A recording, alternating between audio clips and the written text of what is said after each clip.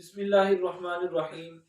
غزہ کے اندر فلسطینی مجاہدین اور اسرائیلی فوجیوں کے آپس میں ابھی تک جنگ جاری ہے۔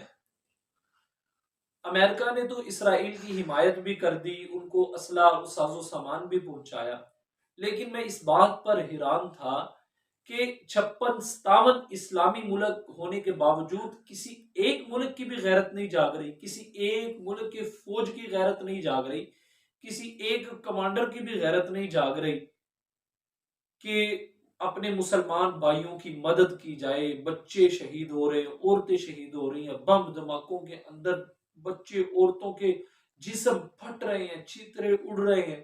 میں حیران تھا یار، کسی ایک بندے کے بھی دل میں ترس نہیں آ رہا جو طاقتور ہو، جو اثر و رسوخ رکھنے والا ہو۔ پھر میں نے رسول اللہ صلی اللہ علیہ وسلم کی ایک حدیث پڑھی۔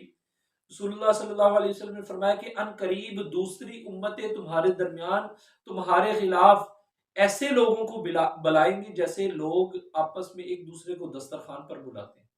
تو پوچھنے والے نے پوچھا یا رسول اللہ، اس وقت ہماری تعداد کوئی کم ہوگی؟ تو محمد صلی اللہ علیہ وسلم نے ارشاد فرمایا نہیں، بلکہ اس وقت تم بہت زیادہ ہو جاؤ گے۔ تو پوچھنے والے نے کہا یا رسول اللہ، پھر وہ ہمارا کیسے مقابلہ کریں گے؟ تو آپ صلی اللہ علیہ وسلم نے فرمایا کہ اس وقت تم جاگ کی طرح ہو جاؤ، جیسے سمندر کی جاگ ہوتی ہے، اس کی کوئی حقیقت نہیں ہوتی، ہوا آتی ہے جاگ بیٹھ جاتی۔